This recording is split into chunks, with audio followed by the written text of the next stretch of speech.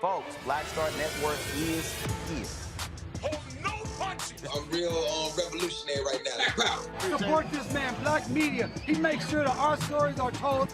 Thank you for being the voice of Black America, Roland. Stay black. I love y'all. All momentum we have now, we have to keep this going. The video looks phenomenal. See, this difference between Black Star Network and Black-owned media and something like CNN. You can't be Black-owned media and be scared. It's time to be smart. Bring your eyeballs home. You dig?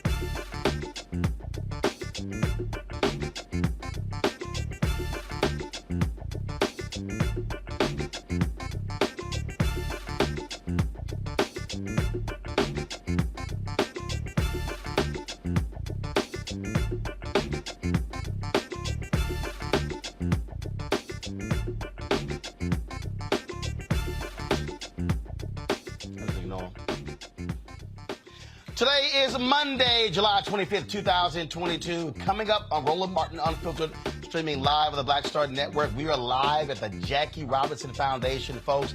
They are unveiling this week, tomorrow, the Jackie Robinson Museum tonight as a big event for their donors and others. And so we're going to break it all down for you, folks, on today's show. That and more right here on Roland Martin Unfiltered on the Black Star Network. Let's go.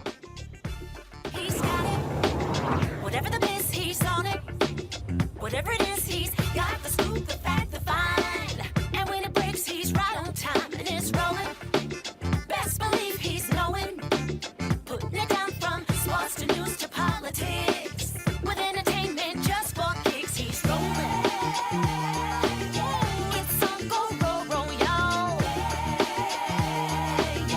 It's Roland Martin.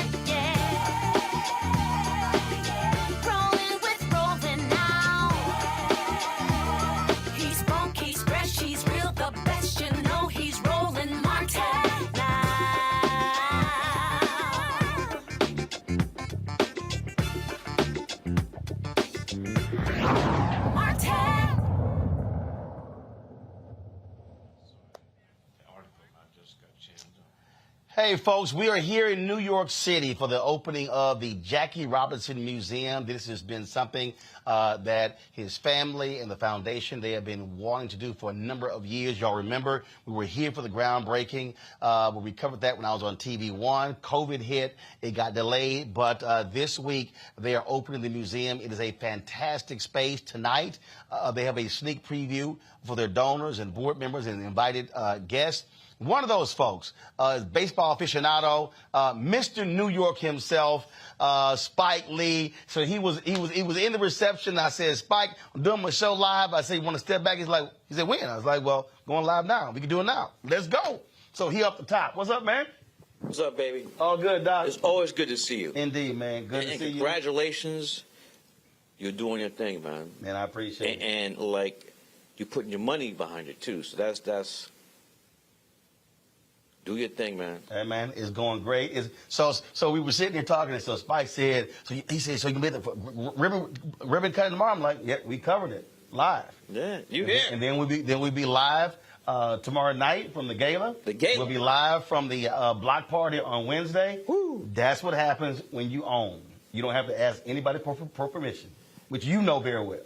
Well, I know that it's you someplace they tell you can't bring your camera, you ain't going. I know that. That's happened. That's happened. But the camera got in. Thank goodness for the cinematic on the iPhone. Woo. I just again, I know I sound like a broken record, but you're doing your thing. You've been doing it, and continue to do it because we need you. Man, I appreciate There's a lot of stuff that we're not getting. You get it. And you spread the word. You know, you're not just putting stuff in your back pocket. You're like, boom, check this out. That's the only way. That's the only way. Well, that's only for you, but I can't talk about some other people. Well, you know, hey, I can only speak for me. There you go. Only speak for me. And I appreciate you for doing that, man. I appreciate it. I appreciate it. And also, I'm not done yet. Go ahead. You've been putting the work in for years. Just I know Johnny come Soul Train. Now you've been you've been here. Yes, sir. You're gonna be here. Yes, sir. Yeah. That's it. Appreciate you. Absolutely. Absolutely. Of course, we had your wife on, a week ago for a documentary. So glad to see the things that she's doing. It's blowing up, too. Oh, yeah. Yeah, absolutely. yeah. Absolutely.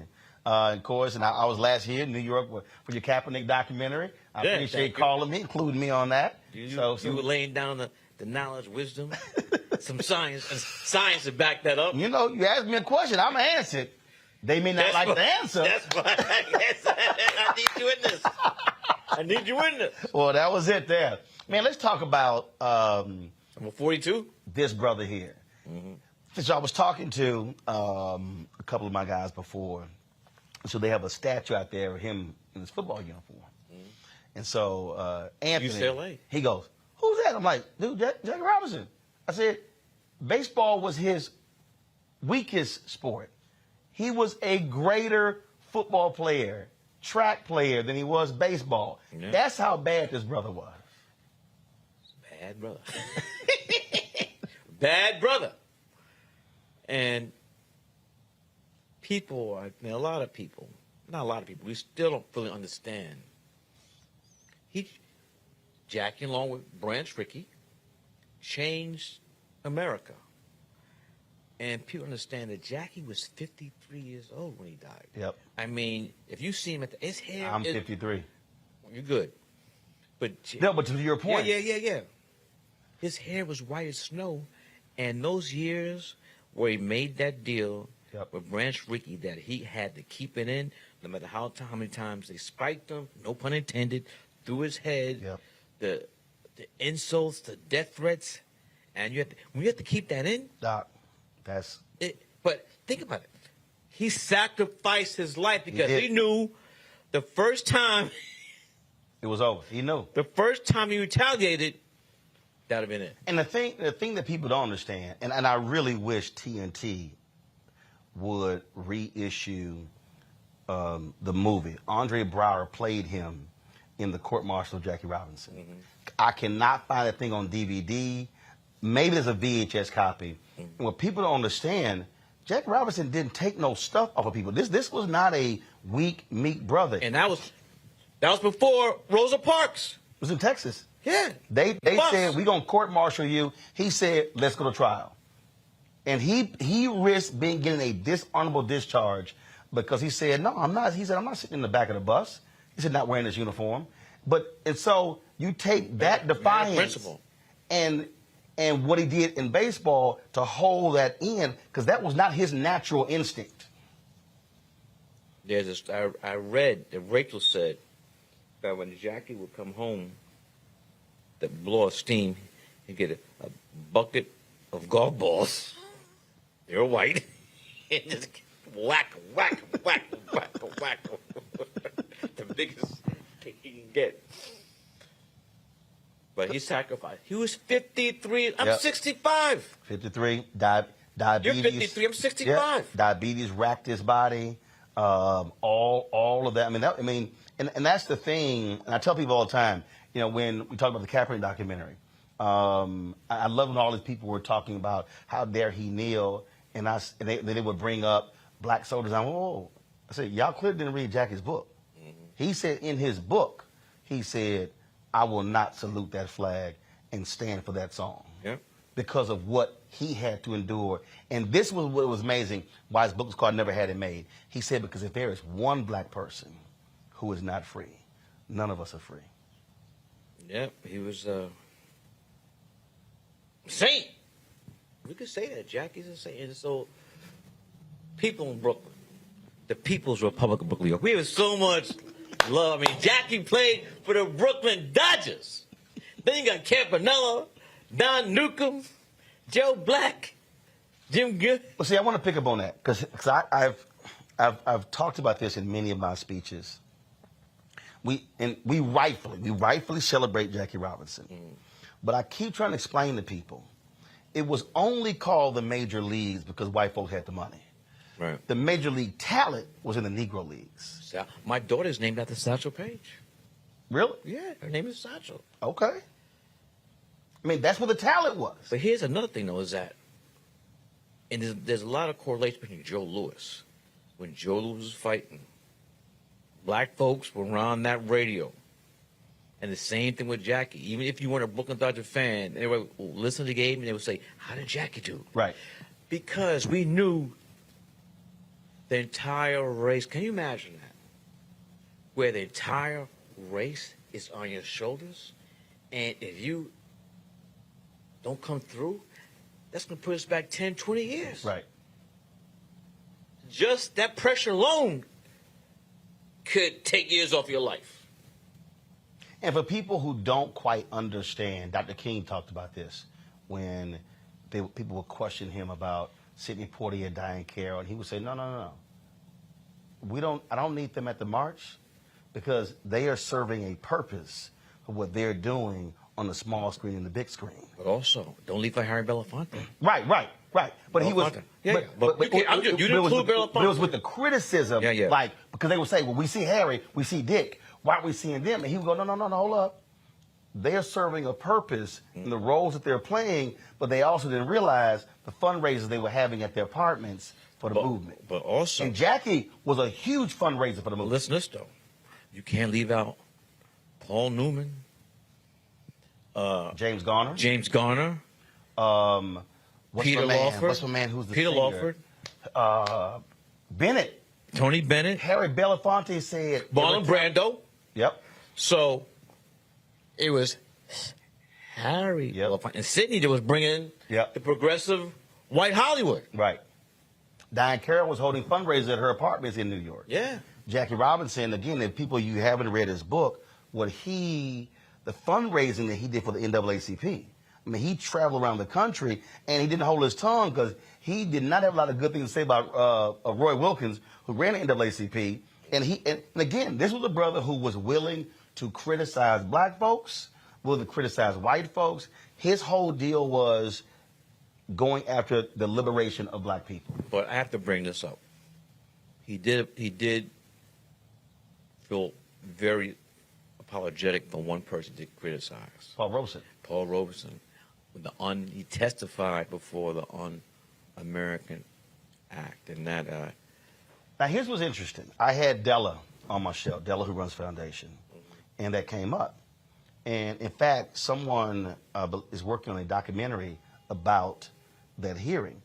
And what she said to me was, she said, if people go back and actually look at the testimony, he spent a small amount of time on Robeson. But even that, it wasn't small enough that he right. He said that's one he could take back. Yep. So it couldn't be that small. Yep. But that, for me, it's so. I mean, you know this. Booker T, Du Bois. We get to these things where it's like. Well, you went through that. You went through it. Leave me out of this. No, you went through it, but y'all sat down. No, I tell you the story. You and Tyler. I called him up. I said, I'm gonna get on the plane. I said, I need to come down there. I'm gonna get on the plane. He said, Spike, come down. Gave me the tour of the mansion.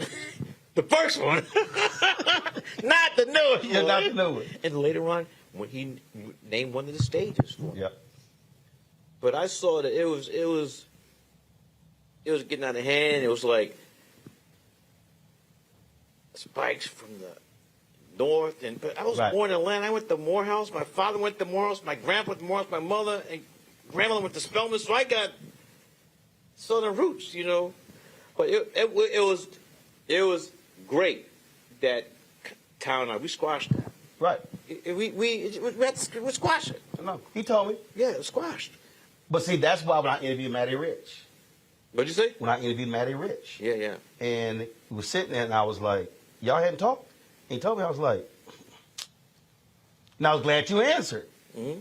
And because I was just, again, that's one of those things that my whole deal is, hey, I know him, I know you, and, you know, and his people hit me. He said, he got all the information. They haven't connected yet. I said, but that's the thing. That's where two men, two brothers, let's sit down and chop this thing up. Chop it up.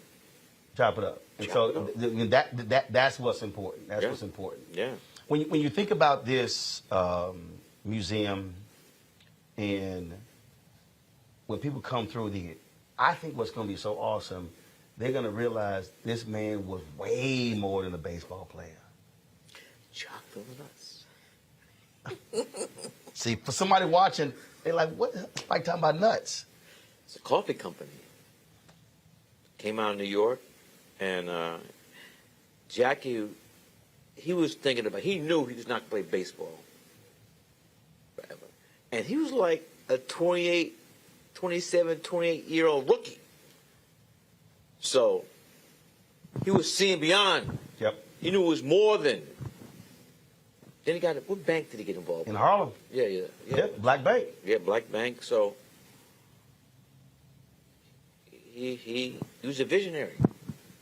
I just Visionary. that's where I hope people, when we think about athletes, that we look at them not just through the prism of when they play, that there are things that they do that go way beyond that. Same thing, whether we're talking about actors, whether we're talking about, Sam Jackson isn't just an actor. Denzel isn't just an actor. I mean, there's things that they're more than that, and it forces people to learn. Where did Sam Jackson go to college? That house. He went to Morehouse. Okay, he went to Morehouse. All right. Come on, man. I know you got a rep. We're on a black thing right now, man. Come on, we're in the Jackie Robinson Museum. We're not a black thing right here. Right, but he went to UCLA. But I'm saying.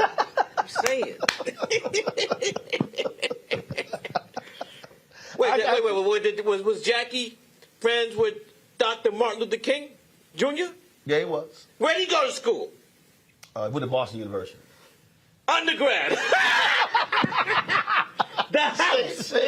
See? For the black thing, baby.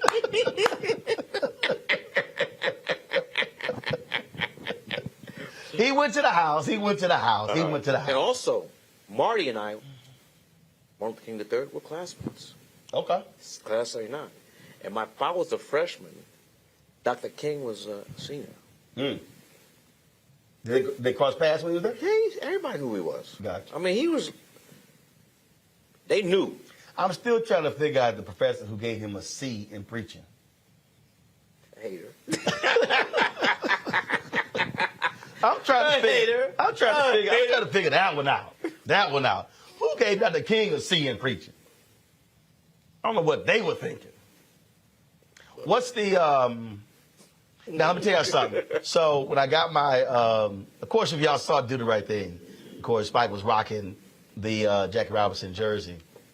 And you make it perfectly clear to people, don't be walking around with no Jackie Robinson Dodgers jersey with his name on the back. Well, he didn't have his name on the back. I know, but people gonna see this. People gonna see this movie who nothing about. So it was helping people who did not know Jackie. Right. But I knew that. I mean, I got a Jackie Robinson jersey, so I knew that. Right. For it too. Yeah, and in fact, the Houston Astros sent me. And I actually did several people. I saw the mayor of Houston, Sylvester Turner, and he had a 42 with his name on the back. They sent me an Astros jersey. Obviously, all Major League Baseball, all the 42s retired across all teams, and they sent me a 42 jersey. And they put my name on it, but I won't wear it. My deal is, I told him, I said, huh? You got a frame though, right? Yeah, but I got to hang it up. Yeah, no, you got a frame, right? But I won't wear it. So my deal is, I'm gonna get me one, but I don't want my name on it. It's his number. Cool. And that's the thing. Yeah. And so I would hope, but and look, we've been a hardcore Astros fans, Yankees fan, hardcore. Now I want to tell y'all right now, if the Astros and the Yankees face each other in the playoffs, I'm telling you right now, we gonna go to a game together. He gonna be decked in all his Yankee stuff, but I'm gonna have so much Astros blue and orange on. He gonna think I'm a Knicks fan.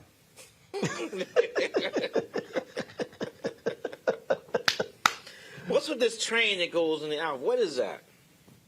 Oh, that actually that's a throwback to the Astrodome. When the Houston Astrodome, eighth one of the world, when it opened, whenever they would hit a home run, the scoreboard would light up, and they had a train that was going. So that's sort of a throwback to the Astrodome. The first time, this is a good story. You got to hear. Hold that mic up. 1968, the Astrodome. My father told my mother, my late mother, Spike could stay up to watch the game. UCLA. Oh, University of Houston. Lou Alcindor, Elvin Hayes. And Alcindor, he got poked earlier, so he had to play that game with one eye. And this the Cougars, right? Yep. They destroyed the Bruins. But they met in the semifinals. And brother Lucinda from Harlem, uptown, they did a job on it. But at that time, that was like the biggest college. It wasn't. It's still regular season. It was the biggest college game ever. And I pleaded. I said, my mother said, "You have to go to school in the morning." And my father would come out. You said, "Jim, G-E-M, Jim. He's watching a game with me." I was tired in the morning at school, but I'm glad he let me. I remember that game, 68. 68. I was 11 years old. So that had to be, was that a fall game? Was that? So if that was a regular season. The regular season. That had to be like September, October, November. No, college basketball doesn't start till after like Thanksgiving. Okay, which means that I think I was probably 2 weeks old. I was born November 14, 68. You were. So I was here when the game got played.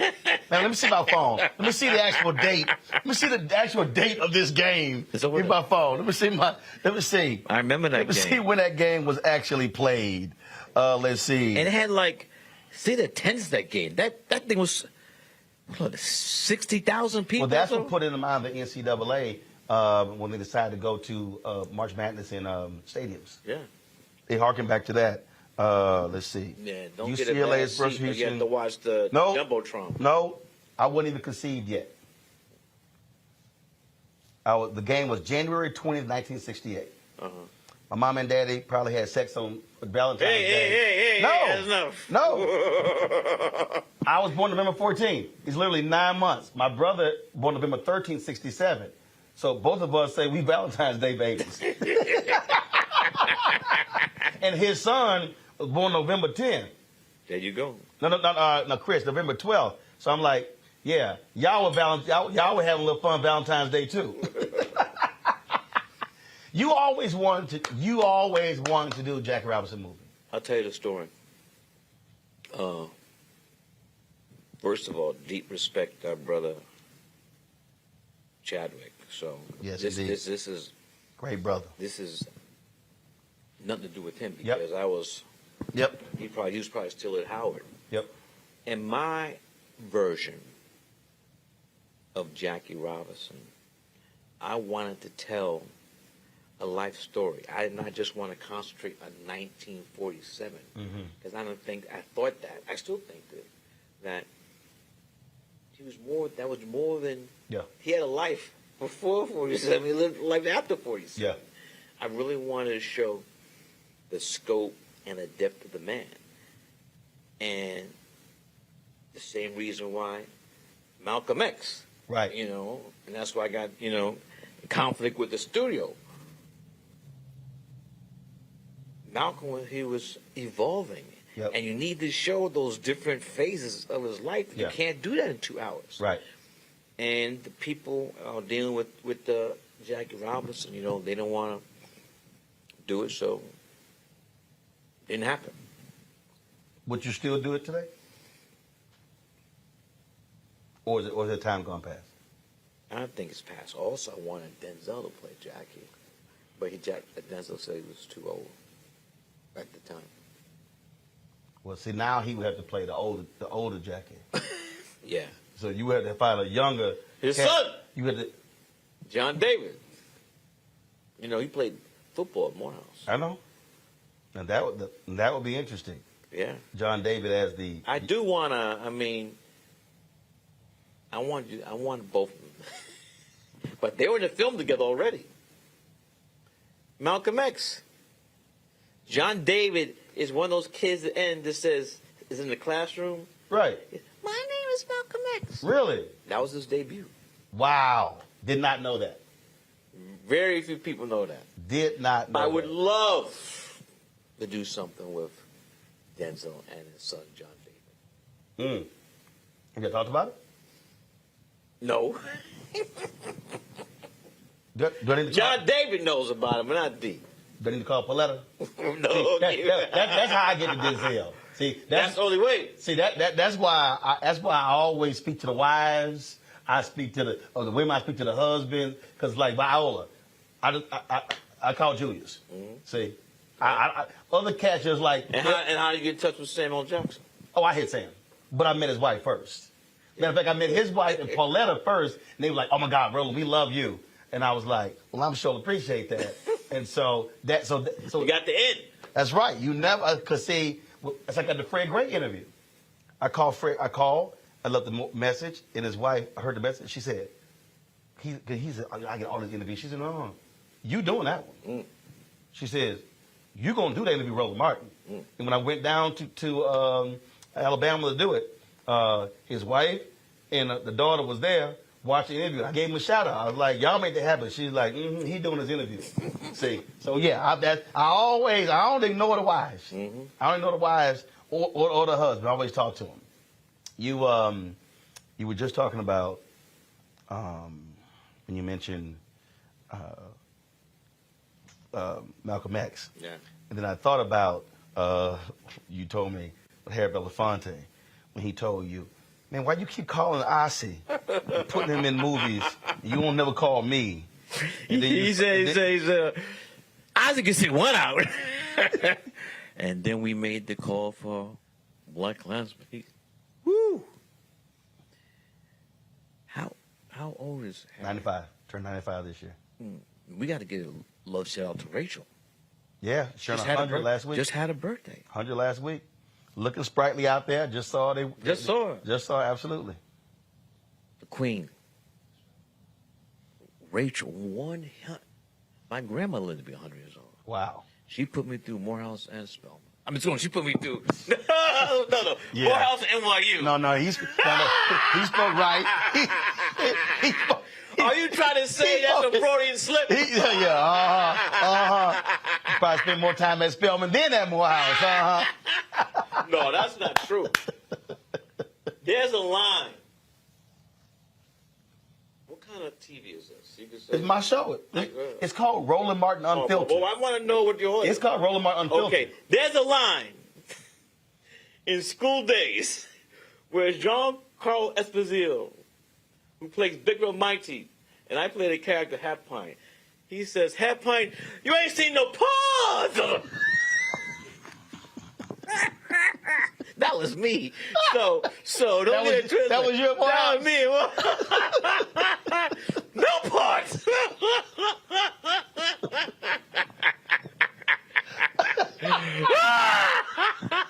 So that's when you were just Spike Lee.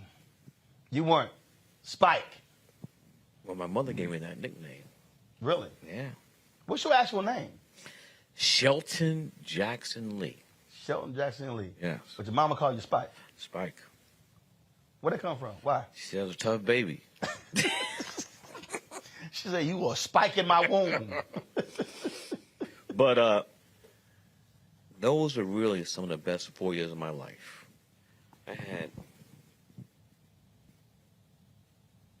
There were trials and tribulations, but my mother said, "I'm giving Morehouse my baby, and I'm gonna get back a Morehouse man." Send the baby, came back a man. Yes. You've been running ever since. Well, I've been blessed, but it's a lot of hard work. Oh yeah. But just blessed, and gotta keep going. Gotta keep it going. You know, that's what we do. You know, the thing that I'm not getting in trouble for that thing, right? No, absolutely not. Absolutely not. Well, the crew, they wanted to laugh. Was that funny? Boy, everybody who saw School Days, we all know it's funny. We all know it's funny. Absolutely. Oh, first of all, I see the night. Okay, let me explain something, y'all. So I sit down for the interview for the cabinet, and the first thing this guy goes, "Where your Jordans?" I said, "Man, I ain't never owned no Jordans." He's like, "Oh, I gotta see you some Jordans." I was like, "Look, What size you? 10 and a half. All right. I said, I got sent these shoes, and I wear them. I said, The Texas A&M football team gave me some. They had Adidas. They gave them to me. I wear them. Give me your address. I said a black. I'll send it to you. We've had some black-owned athletic shoe companies on the show. They sent it to me. I wear them. I was like, hey, Mike ain't sent me none. I said, I wear the shoes for free. Don't take that. Put that on me. Don't put that on money. No. No, because when you asked me that, I was like, hey, Mike ain't sent me no. I said, Nike ain't sent me no shoes. But I did win a pair of the initial Air Jordan golf shoes years ago. Mm-hmm. So I do have the Air Jordan golf shoes. Mm-hmm. Golf shoes. You ever had Mike on your show? I have not. Would love to do it. You reach out to him? I last saw him at the F1 race in Miami. No. We've never exchanged them. Now, he knows who I am. He's spoken everything. Mm-hmm. But I would love to sit down and have a conversation with him. Would love to.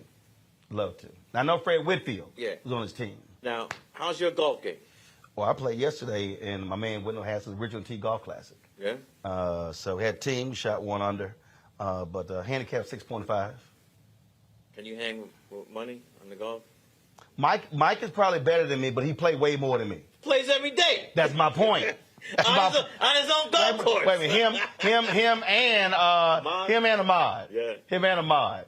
Ahmad did tell Ahmad we played in the Jeffrey Osborne Golf Classic, and Ahmad was like, he said, Ro, he said, if you play golf a little bit more, he said, you'll be dangerous. He said, where you swinging? He said, I said, but Ahmad, I got to work. You don't got the time. I said, Ahmad, you 72 and retired, Ahmad. I said, he's like, yeah, you're right. I said, come on, you chilling every day. You better than Barkley? I don't know. I guess that's a yes. Your swing is better than that, though, right? Ladies and gentlemen, what does that face say? That face says, I'm about to cuss Mike Lee out. That's that face.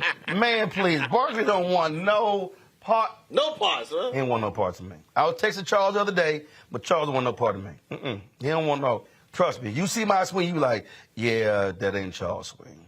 Matter of fact, let me go. Let me see. Who is this here? Okay, that's my brother right there. We played golf the other day. Man, let me. You ever played golf in Martha's Vineyard? Yeah. What golf course? I played. Farm Neck? I played Farm Neck. I played the new one all the rich folks built. You didn't see my house? I saw your house. Yeah. I saw your crib. And what? You see a flag? I saw all that. What flag did you see? I saw your 40 acres in the your embassy of Brooklyn. No. What flag is it? It's the end. First of all, I ain't been there in a while. The end interlocks with the Y. Oh, see, I ain't been there in a while. I ain't been there in a while. No, it's been a long time since I've been there. Because everybody keep telling me, they're like, man, why you come to Martha's? I said, first of all, it's too hard to get to Martha's Vineyard. That's first. 2, I ain't trying to see nobody I know. Mm-hmm. Like, if I'm on vacation, I don't want to see nobody I know.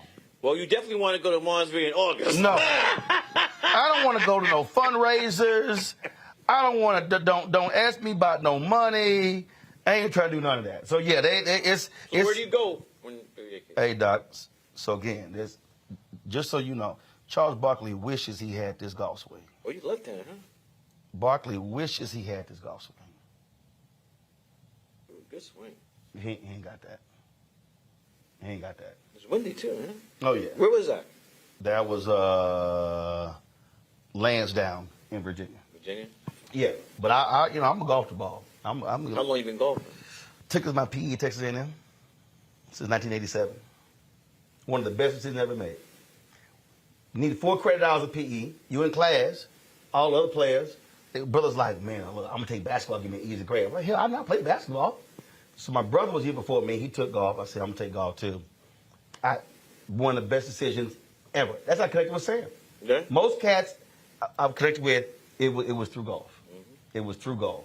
Sam's good golf, right? Oh, yeah. Yeah. Sam golf his ball. Mm-hmm. When he stopped doing his own stuff to injure himself. So we got a chance to play around together at his club in L.A. So who else is a good golfer? Let's see here. Man, Ray Allen's good. Oh, Ray Allen can play. Have not played Ray Allen. Steph and I text. Yeah, he can golf his ball. Uh-huh. Steph can golf his ball. How's Obama's I'll game? play. How's Obama's You game? know, hold up. So here's the deal. I ain't never played with Obama. For 8 years, he kept saying, Roland gonna go out and play. And I'm like, bruh, 8 years. You don't want to go to Martha's Vineyard? No, he was playing at Andrews Air Force Base. I was like, bro, what's up? He called everybody else, and he left-handed. I'm like, what's the deal? What's the deal, B.O.? What'd you say about him? Huh? Well, you know.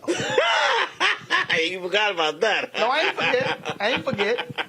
Why you say what's up then? I ain't forget. You know what's up. No, you know what's up. No. But that's also the role I played to get him to get elected. Here's what I tell everybody. This has literally been my journalistic philosophy. This is a game plan. If you do good, I'll talk about you. If you do bad, I'll talk about you. At the end of the day, I'm gonna talk about you. My role is not to be your cheerleader. My role is to speak truth for black people. And where I critiqued him, I went hard. And that's the deal. And so you ever hear from him after that? I mean, when he was in the White House, you know, they would invite me, you know, when he would do the anchor meetings and stuff like that. And I ain't never get invited to the birthday parties and stuff like that. But that's fine. Because, see, my whole deal is... You get the invite to the thing in Martha's Vineyard? Oh, no, hell no. Why not? I ain't get none of that. Come on now. I ain't get none of that. No, and I do. I really think it's because I am going to do what I do. And so here's the piece.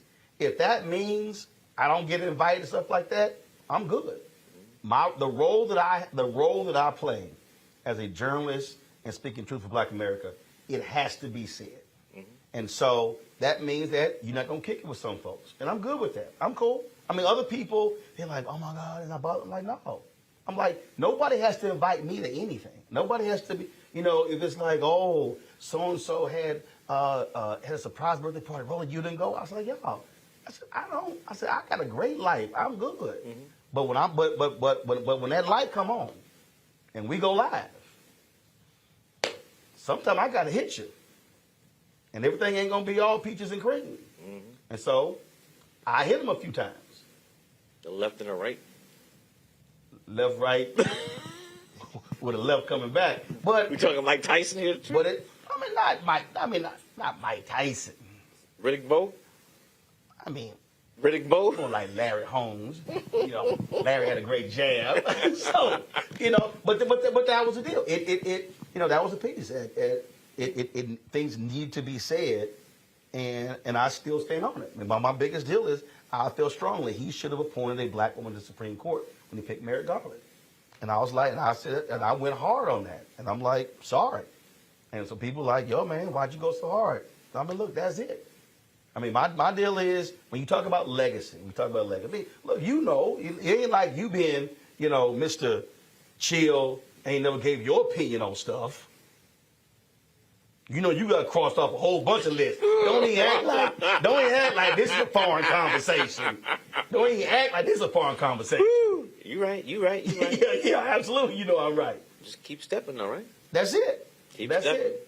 And when you know that you're walking in truth, when you know it's not personal, it's not petty, it's not envy, it's not jealousy, and you speaking truth, and some folks, they disagree, we cool. We can disagree. I'm good with that. Yeah. But I'm a swing. Like, always. For the fences? Always. Aaron Judge? No. No. You fell into that one. No, I didn't. Who's leading Major League home runs? No, I didn't. Josh Gibson. But I'm going to swing like Altuve. You ain't going to see it coming. Yeah. When he got them things... I'm gonna say it like... Yeah, we got the thing over here with the buzz. Why stop the guy trying to tear his jersey off? See, I don't know why Spike going there, because, you know... You brought it up! We can talk about y'all letter. What letter? Oh, the letter Major League Baseball sent y'all. That y'all went to court to keep from going public. They became public. I never heard about this. Okay, shall we go to...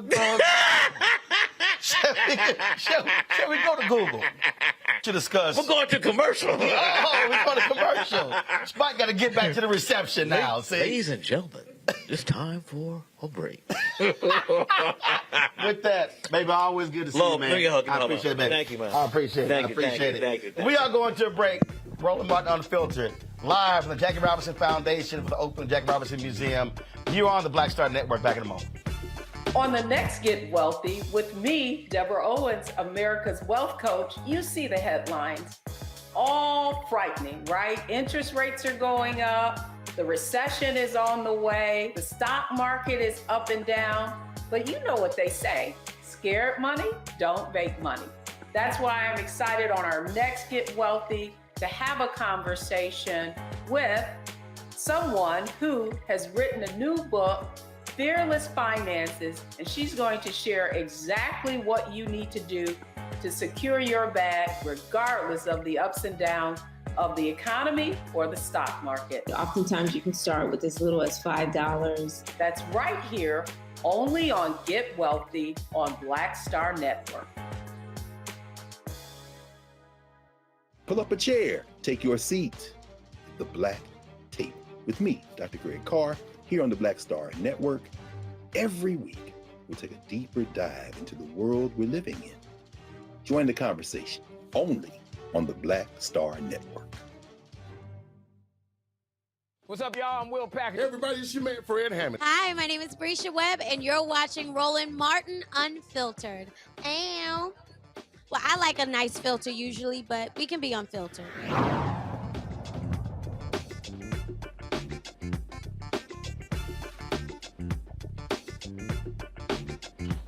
All right.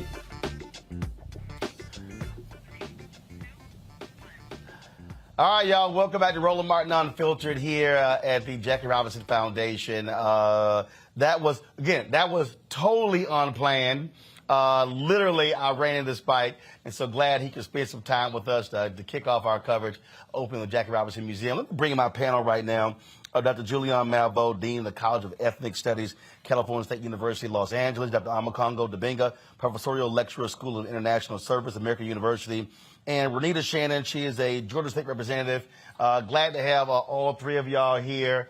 That was a wow, too much fun. I think we pretty much covered every damn thing in that interview there. But Julian, I'll start with you since you're there in Los Angeles. I really do hope people with this museum really take the time to truly understand the depths of who Jackie Robinson was. And last week, of course, the All-Star game that took place in Los Angeles. And that's where, of course, the Dodgers, and that was a big salute to him. Denzel Washington did the salute, and so it was all the different things surrounding that. Rachel Robinson was there as well. But this man really did far more for black people in America than just play sports. You know, Roland, first of all, I enjoyed watching y'all. Y'all silly. And when you got annoyed with Spike because he said Morehouse, I thought about you and your, you know what, behind always calling Alpha somebody's daddy. So he just got you back. That's all. But it was a pleasure to watch. Y'all were really quite amusing, but more importantly, substantive. And when you think about Jackie Robinson, I think that, as you all said, it's not just baseball. It's so many more things in terms of the civil rights movement, the fundraising that he did for the NAACP and others. And I think that, maybe y'all put it in a little bit of context, but I think the only thing that I had a huge problem with Jackie Robinson about was his cooperation with the House Un-American Committee and his testimony against Paul Robeson. And even if it was just 2 minutes worth of testimony, it was unnecessary. You all started out the interview talking about brothers who had funk with each other and how you all were able to smooth it over by being a man, by doing that. And I got that. But that was just Paul Robeson. America broke Paul Robeson. They broke him. And they broke him because too many black people cooperated with them. So bad respect for Jackie Robinson, but that, from my perspective, is a blemish on his record. Well, yeah, and look, the reality is, Omakongo, we go through this world, and there are things that we do that are great. There are things that we do that we wish we could take back, but it's a reality of life. And I think if we look at the totality of who he was, and that, we can say, hey, that was one instance where we wish Jackie Robinson did not speak against Paul Robeson, knowing full well what the American government was trying to do to him. But when you just look at how fierce he was in his criticism of Richard Nixon, of Barry Goldwater, of the Republican Party, and again, you read his book, he didn't hold his tongue against anybody. And as I said to Spike, including Roy Wilkins, who ran the NAACP. Yeah. And Jackie was out raising money for the NAACP. No, absolutely. The segment was powerful. I just felt like I was in class. I forgot we were doing the show. I'm like, wow. Like the things we picked up. For me, growing up, you both were absolutely right in terms of when I was growing up and learning history, there was always like this faction, Dr. King and Malcolm X, and, the list goes on. And Jackie Robinson, as a kid, not learning from like my parents, but just like conversations on the street, people would, kind of paint him as like this guy who kind of sold out. And it wasn't until I started getting older, reading my own history, learning stuff, that I learned about the complexities of this man, and I'm still learning. When I see quotations like Dr. King calling him a freedom rider before they were freedom riders, and, so much history and context there. And what you mentioned earlier about the support of the black banks, something I didn't learn until this year, right? And we owe this to our ancestors and the people who came before us. We owe this to the Rachel Robinsons who are still here, who went through that with him side by side. Because if we don't do that, we're going to repeat that history. I see so much quote unquote, beef that happens today between celebrities who have much more in common, who should be fighting more things together than when they're separated. And if we don't really learn that history, we are really doomed to repeat it. That's why I also appreciated Spike talking about squashing the beef with Tyler Perry. And so really at the end of the day, what Jackie Robinson was doing, and that other thing you were talking about, Roland Martin, how Dr. King was talking about how certain celebrities who weren't visible in the face of the movement, he was like, you need to be in those spaces because you can support us in other ways. We need that type of strategic mindset. And you know the celebrities today better than I do. So I hope some of that is going on behind the scenes because so many of them seem to be involved in a lot of foolishness and don't really get involved in things until it's too late, until there's like a George Floyd or until there's like a Roe v. Wade reversal. But we need consistent organization and commitment from people who are out there in this space. And your segment was a real reminder of the complexities of those who fought during this time and the lessons we can learn from them. Oh, absolutely, absolutely. Why am I sitting there laughing? Because Spike just came in, he took my cell phone, left, and didn't take his. So I guess he just realized we probably got a phone. Yeah, this is my main phone. He took my backup cell phone. So I don't know how he missed it, that big old red case he got on his. All right, Representative Shannon, I want to go to you because one of the things that I think is important to say here, Jackie Robinson dies in 1972. So we're talking about 50 years of work by his wife to keep that legacy going. The reality is this: Jackie Robinson Day, retiring the number 42 jersey, all of these things that have happened doesn't happen unless Rachel Robinson is a driving force. So in many ways, if you look at the legacy of today of the Reverend Dr. Martin Luther King Jr., we don't have that without Coretta Scott King. And you don't have any of this, the Jackie Robinson Foundation, this museum, without Rachel Robinson. Yeah, and far too often that's the way it always is that Black stories don't get told. Our work does not get spotlighted until long after folks have died and gone. Their families have to work so hard to get the work spotlighted. One thing that I was thinking the entire time that you were having that conversation with Spike was that, it's interesting because with Jackie Robinson, so often in pop culture, all we ever hear about is his career as an athlete. It's only ever in Black spaces do we hear about his civil rights work. And so I'm glad that now there will be a museum that's brick and mortar so that everybody can understand the full legacy of Jackie Robinson. So this is really important. Someone just asked in our chat, is Rachel Robinson still alive? Y'all, she's sitting out there.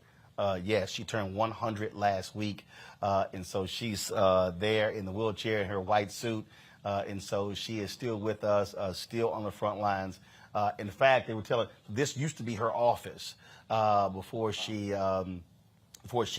stopped coming into the foundation, and so very much still involved in this foundation, and very much still active, still sprightly, still fighting on behalf. And for the people who are watching, look, we could have easily just had somebody on via satellite, via Skype, and had them on not being here. But tomorrow there's going to be the ribbon cutting taking place from 10 a.m. to 11:45. We'll be live streaming that. There's a gala tomorrow night. We'll be live streaming that. On Wednesday, there's a block party from 10 a.m. to 3 p.m. Kids, schools, and others, they've already signed up, RSVP'd, to come through the museum. We'll be broadcasting. And then, of course, they have a movie airing, documentary Wednesday night called After Jackie, and then a celebrity talk back. And so we are going to actually live stream the celebrity talk back as well. And this is a perfect example, Julian. And I don't know how many of y'all saw the LA Times piece. Is on there. If you go to their website, y'all, their story that came out on Me and the Black Star Network. It's going to run tomorrow on the section of, I forgot what they call it. What section they call it? Their calendar, the calendar section. Let me double check. Yes, the calendar section tomorrow. It's going to be on the cover of their calendar section. But this is precisely why black-owned media matters. Yes, Robin Roberts is going to be hosting this tomorrow. I think Major League Baseball is going to be carrying it. But these type of stories, they don't happen without black-owned media. And Julian, I've said this countless times, that we will rue the day when we have to ask, hope, and pray somebody else covers our story. And so I know somebody may say, why would you spend, the $3,000 to $5,000 with staff coming down here, hotel rooms, car rentals, to cover this? But the reality is, this is our history. This is our story. And we shouldn't just hope a local television station drops by and gets 30 seconds or 1 minute of sound regarding this. No, this is important not only for this generation, but for the folks who are going to watch this and see this 10, 20, 30, 40, 50 years from now. Roland, you have done such great work. And what you mentioned, certainly some of the major networks will cover some of this, but nobody's going to cover all of it but you. You're going to be there for the opening of the museum. You're going to be there for the gala and the celebrity talkback. And, all props to Robin Roberts and all the other brothers and sisters who do mainstream media. But the fact is that they have to go to their bosses and ask, and in some cases beg, to get the coverage to get a fraction of the coverage that you're providing. So you made the case. You make the case literally every day when you put your program on. You make your case when you travel and have your team travel with you to Essence, to NAACP, to Urban League, to wherever you go, because you're there for us. And so, it's extremely important. It's also important. You and Spike talked a bit about your criticism of President Obama, and so you didn't get invited to the birthday party. Oh, well, the fact is that if you're going to have honest media, honest black media, we cannot hold anybody up on a pedestal and say that they are impervious to criticism. They are, it's about, being accountable. It's not about who you are. It's about what you stand for in terms of black people. And there's so many folks who refuse to criticize folk when they're wrong because they want to get to the party, or they don't want to ruffle anybody's feathers, or people are sensitive. Well, that is not moving black people's agenda. And so, right on, Roland. That's all I have to say. Amen.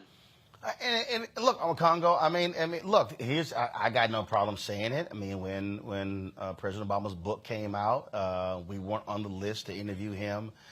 Same thing with Michelle Obama. And here's the deal. I'm not going to sit here and be all mad and upset. The bottom line is this here. I don't regret a single critique that I had during those 8 years because I know what my role and responsibility is. I made it. Now, I'll never forget when, I guess it was within the first 60, 90 days of his presidency, I wrote a column on CNN.com complaining about the lack of black people in his press office. And Valerie Jarrett called me and said she had just left the Oval Office and the president was upset. And I was like, why is he mad? She said, because of Robert Gibbs came in waving your column. And she said, the president said an attack on his press office is an attack on him. And I said to her point blank, Valerie, did I tell you before y'all got elected that if the White House press office was as white as the campaign staff was, we would have a problem? She said, yes. Did I tell you I was going to publicly call y'all out for that? She said, yes. I said, so why are you calling me? And then she was like, what? And then it's true. And then she said, well, how are we going to deal with this? I said, you go tell President Obama, go hire some more black people. I said, let me be clear with y'all. I'm here for black people. I said, nobody else. I said, if folk want to fight for other people, I said, I'm here for black people. I said, and I didn't sit here and carry water for y'all to get elected and not to see black people benefit.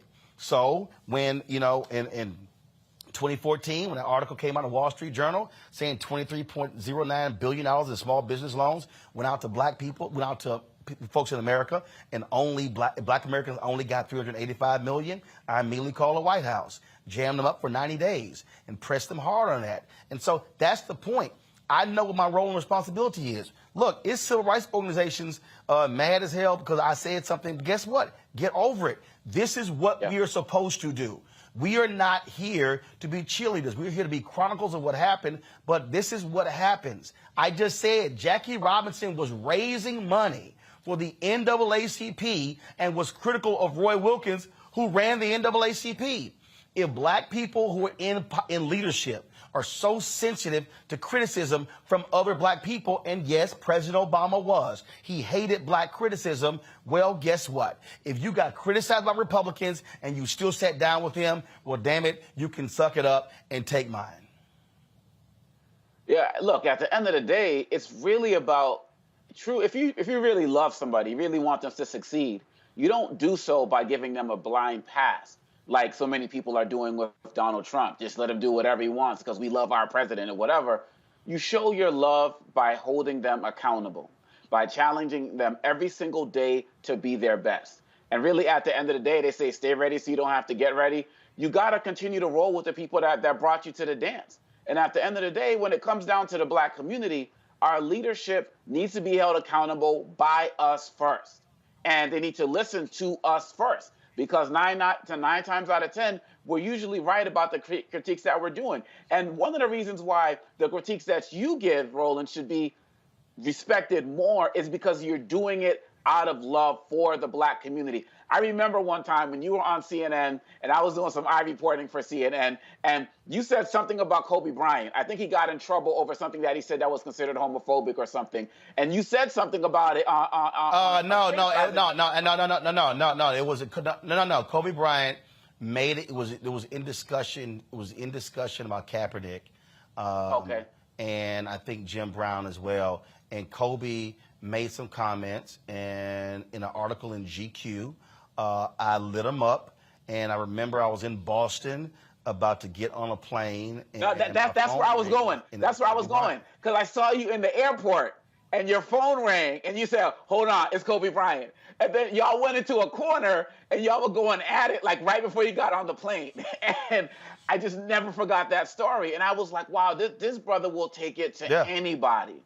And the respect was already there. Look, higher level. I critiqued Oprah when I ran Chicago Defender, and I was in Chicago. But that's what we are supposed to do.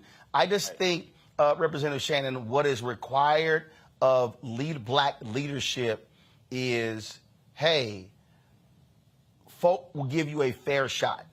As long as someone is fair, as long as they're not petty, as long as they are not trying to shade you and being personal, but as long as they understand that this is about the benefit of our people, that's what it boils down to. And that's why when I read Jackie Robinson's book, I Never Had It Made, I so appreciated it because he was so brutally honest And folks, it was in his words, and the book, he finished it before he died. And it was published after his death. Yeah, so it's a few things.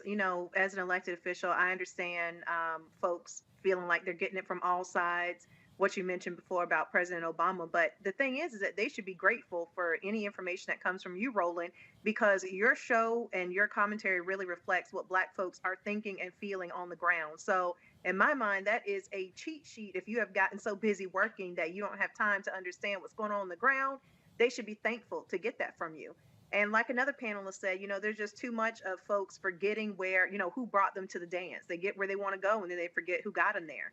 And I know that as a, as a Black elected official, we know who makes our campaigns. We know who shows up and shows out for us. And it just can't be that once a person is elected, then they don't have time to hear, what folks need and criticisms if need be. So I think it's a help.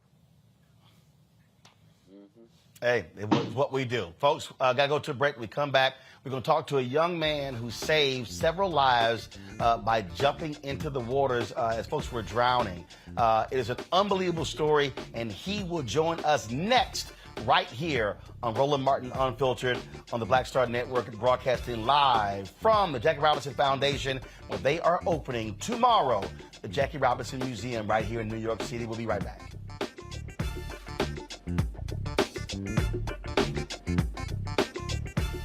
Hi, I'm Dr. Jackie Hood Martin, and I have a question for you. Ever feel as if your life is teetering and the weight and pressure of the world is consistently on your shoulders? Well, let me tell you, living a balanced life isn't easy. Join me each Tuesday on Black Star Network for A Balanced Life with Dr. Jackie. We'll laugh together, cry together, pull ourselves together, and cheer each other on. So join me for new shows each Tuesday on Black Star Network, A Balanced Life with Dr. Jackie.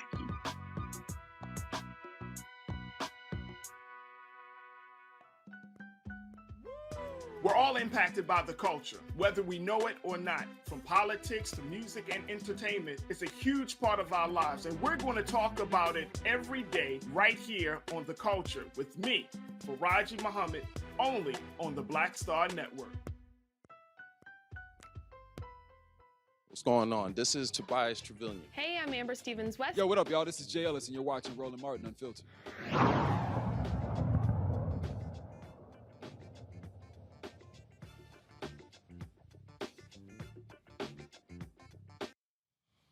All right, folks, welcome back to Roland Martin Unfiltered. So how many of you saw this story that came out of Mississippi? And that is these folks actually had gone into the waters there, and then all of a sudden they were, having issues.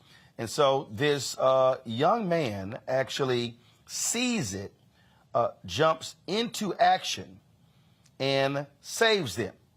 He's a young brother. He's a teen.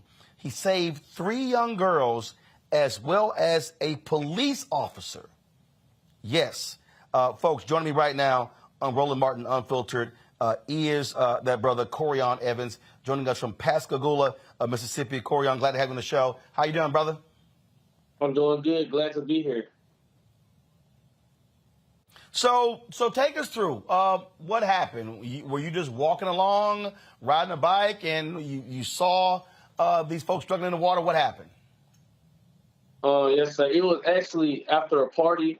It was a party that night, and we were the party. After it ended, we were all looking for somewhere to go, and we had went to this place called The Point, but the Point had also got shut down. So that's when somebody was like, let's just all go to the boat dock under the bridge. We can just chill there, have a good time at the boat dock. We don't have to worry about any, police or anything. So we went under the boat dock and, we were just chilling out there having a good time. And that's when, by this time, everybody, a lot of people had left or were getting ready to leave. And I was getting ready to leave also. And also the car that drove in the water was, they were getting ready to leave. So, I was just sitting in my car on my phone. And So the car that went in, so the car that went to the water with the 3 girls, they were at the same party you were at. Yes, sir. Okay, got it. So you're sitting in your car, and then what happens? Yes, sir. I'm just sitting in my car, and I just like I see a car go behind me, and like they're like driving at a pretty good decent speed, like towards the water, and I'm like as I'm seeing this car, because I'm watching the car as it's driving towards the water, I'm like, where they going? Like the street that way. They must don't know that they're going the wrong way. Like in my head, I'm not thinking, they're about to run in the water. Like that's not even on my mind. I'm just like, they're gonna realize they're going the wrong way and turn back around and go to the road. And then I just seen them keep going and going into the water. It was like a ramp going down into the water. And so as I'm just watching them, like I'm in my driver's seat, but I'm watching them from behind me, and I seen them just go straight down the ramp, and I realized I couldn't see their tail lights no more. Like I seen their tail lights driving, and then I just seen it go straight down. And I'm like, it's water down there, but like at first I'm not really just reacting like, it's water. They just ran into the water, because like that's not even on my mind. Like, I'm like, there's no way, they just ran into the water. And then that's when I seen somebody else, like they were like across the boat dock from me, like parked out like across, and I seen them get out of their car and run towards the water.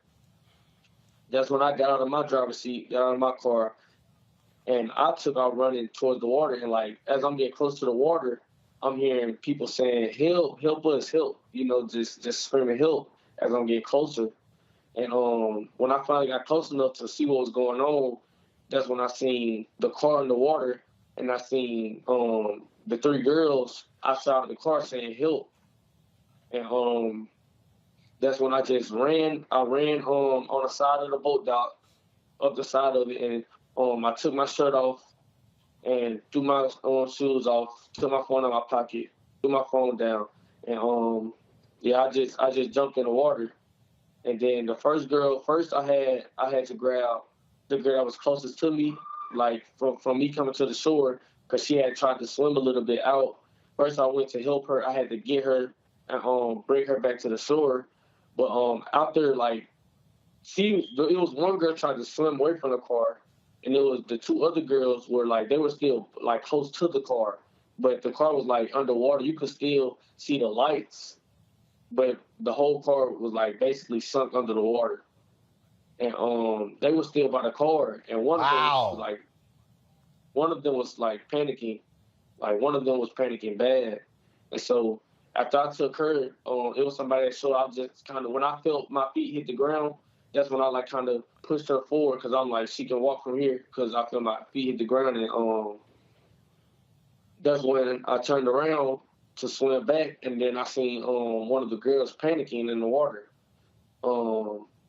But like I said, some of the car, like the top of it and the front, like kind of the front windshield was still above the water a little bit. And so I went and got her, and I'm swimming her to the car. I'm like, come on, let's go to the car, come on. So we get to the car, I'll get them on top of the car. I'm telling them, catch your breath, calm down, catch your breath. Y'all need to catch our breath. Y'all been swallowing water. And so we're just sitting on top of the car, and that's when the officer arrived. That's when Officer Mercer arrived. And he got out of his car, he ran over there, and he got in the water, and he like swam to us on the car, and he's just telling her, hey, you're gonna be okay, you're gonna be safe with me, I'm gonna get you back to the shore. Like he's telling her she's gonna be okay.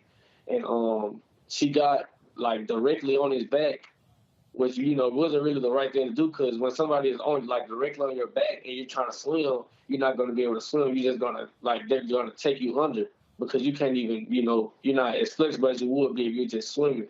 So when she got on his back, when they left the car and tried to swim back to shore, she started taking the officer under. Like he was going underwater, trying to come back up. He was saying, I can't.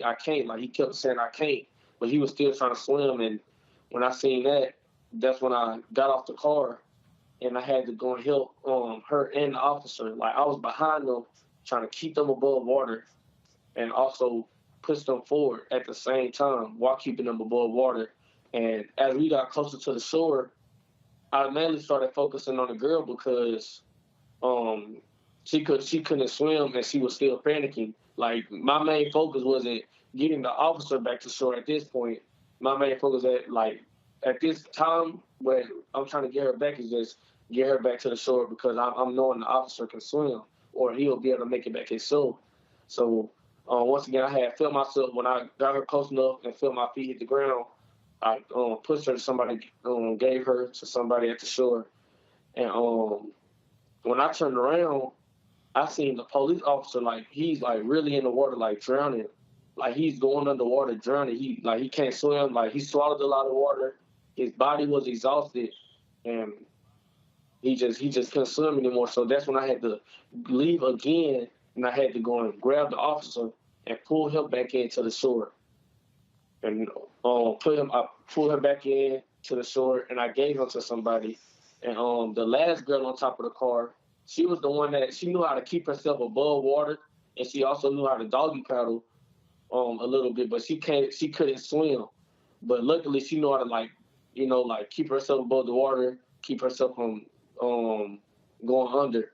So she was kind of trying to doggy paddle back to the shore, and I went out there and I just basically spread it up. I just helped her get back to the shore in a faster amount of time. But yeah, man, the officer, he was most definitely the closest to drowning.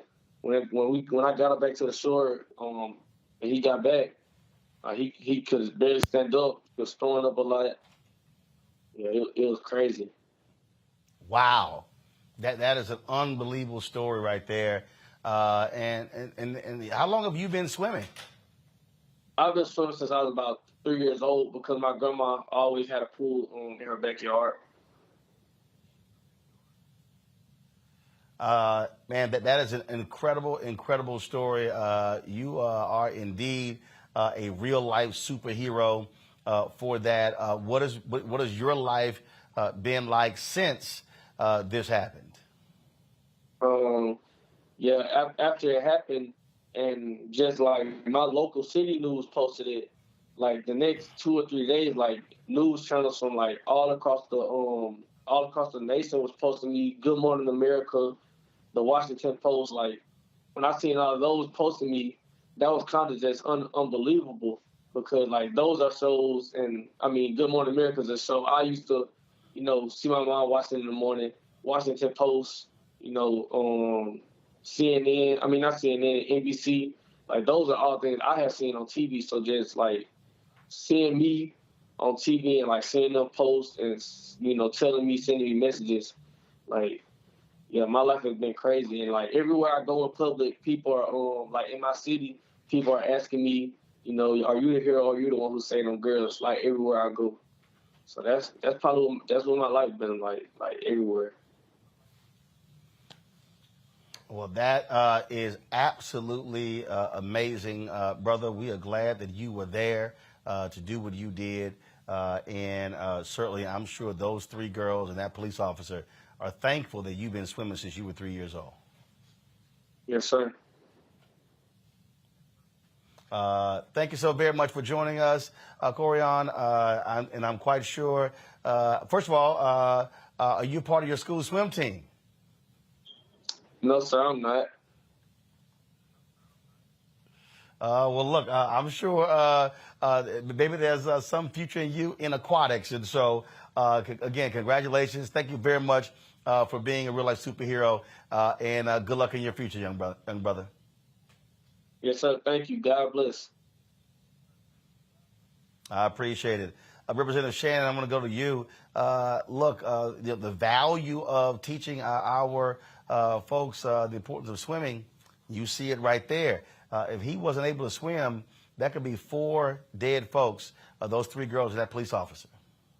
Absolutely. And, not just able to swim, but able to swim well, because for how he recognized that folks were drowning because they were panicking. And, that was just really amazing. And I'm glad he told his story here, because you can't get all of the detail that he gave us just from reading the article. So that was amazing to hear firsthand. Makongo? Yeah, man, it's it's kind of emotional, for sure. As a kid myself, You know, I had a situation where I almost drowned. You know, my sister saved me. My youngest, who's 7, my son, you know, almost had an incident a couple of weeks ago. And, you know, we're in the practice, you know, he's learning to swim as well, you know what I mean? And so, you know, seeing that, to be quite honest, it was a lot, you know, to take in. I'm so grateful at the same time to see this hero. And to be quite honest, there's a deeper layer to this because of the history of Black people and swimming in this country not being allowed in pools, entire neighborhoods shutting down so that pools wouldn't integrate, and all of that other type of history that we were denied. And so that the fact that this young brother was able to do that since 3 because of his grandmother, it clearly benefited an entire community of people whose family members are alive again, today because of them. And then, of course, just I don't even know if these kids were Black or if the cop was Black or white or whatever, but, you know, just as it relates to Black, you know, and police relations, it's a positive story, because outside of these tributes that is being praised, how would these officers treat this brother on the streets? You know, so there's so many beautiful lessons that we can take from the story of this hero. And I'm just glad that you had him on to really go deeper into his story, man. It means a lot to all of us. Julian. You know, you see a young man like that, you can't feel anything but pride. As you say, the whole issue of swimming with Black people is really important, but he learned how to swim in his grandma's pool. But more than that, he extended himself. He had to be in really great shape to go to basically save 4 people. And again, like Omakongo, we don't know what the race of these people was, but what we know is that his humanity basically came out. I hope that he continues to swim and perhaps gets a swimming scholarship somewhere, or that he's lifted up in that little area I know, Pascagoula, Moss Point. I was exiled there for a year when I was in high school. Won't tell you all about that, but anyway, it's You probably cussed the teacher out. Well, actually, see, I got put out of about 3 high schools for, among other things, joining the Panthers. I did cuss one teacher out. Another one, I asked her what the statistical probability of me turning my paper in on time was. That got me in some more trouble. Okay, at least I'm consistent, y'all. But in any case, that my aunt Annie Mae Randall taught 60 years worth of the 5th grade. And so people down there know Miss Randall, as they called her. It's an interesting area. It was very segregated, you know, in the late 60s, early 70s, perhaps less so now. But it's an area, it's a small, homey kind of area. And so it just did my heart good to see that young brother. I mean, really, young men, you don't run into young folk like that often. And so just hold him up. And I hope that through Roland Martin Unfiltered, we can get something together to help him out as he goes to the next level, college or whatever. Yeah. All right. Well, we certainly will find out. Folks, hold tight 1 second. I got to go to a break. We'll be back with more Roland Martin Unfiltered on the Black Star Network. Folks, we are here live with the Jackie Robinson Foundation. Don't forget to support us in what we do. Download the Black Star Network app, Apple phone, Android phone, Apple TV, Android TV, Roku, Amazon Fire TV, Xbox One, Samsung Smart TV, and of course, be sure to join our Bring the Funk fan club. Your dollars make it possible to do what we do, to travel across this country, cover the stories that other people do not cover. Checking money orders for all y'all folks who don't believe in new technology. Yeah, we still do old school. P.O. Box 57196, Washington, D.C. 20037-0196. Cash App, $RM Unfiltered. PayPal is R Martin Unfiltered. Venmo is RM Unfiltered. Zelle is Roland at RolandSMartin.com. We'll be right back. Sexy to me is the exact same feeling as running water. Ever flowing. Water always finds a way to get through. And so when you know that you're sexy, there are no questions about it. It is an ever-flowing emotion. It is an ever-flowing feeling. When you question it, though, you stop the water. I struggle with this a lot, mainly because I've been told what sexy should look like, what it should feel like. As a model who did Sports Illustrated, you're told that this is what sells sexy, But then you travel the world, and what's sexy to one person is not sexy to another person.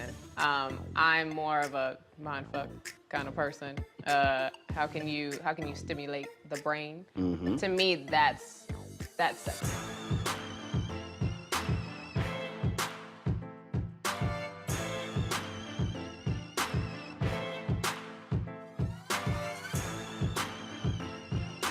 Pull up a chair, take your seat. The Black Tape with me, Dr. Greg Carr, here on the Black Star Network. Every week, we'll take a deeper dive into the world we're living in. Join the conversation only on the Black Star Network. Peace and love, everybody. I'm Purple Wonder Love. Hey, I'm Donnie Simpson. What's up? I'm Lance Gross, and you're watching Roland Martin Unfiltered.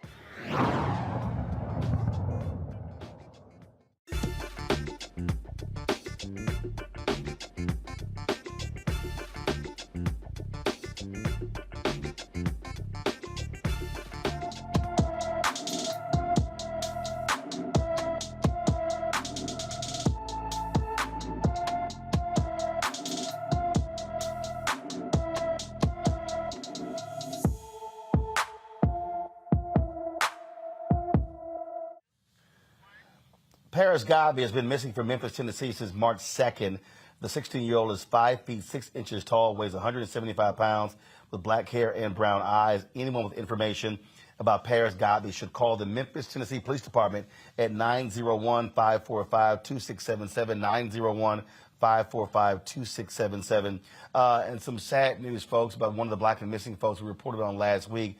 20-year-old Jimmy J. Lee is presumed dead. A suspect has been charged with the murder of the missing University of Mississippi student. On Friday, Oxford police arrested 22-year-old Sheldon Timothy Harrington Jr. for Jimmy's murder. Police have not released the connection between the two, and they are still looking for Jimmy's body. Jimmy was last seen Friday, July 8th, near some campus apartments.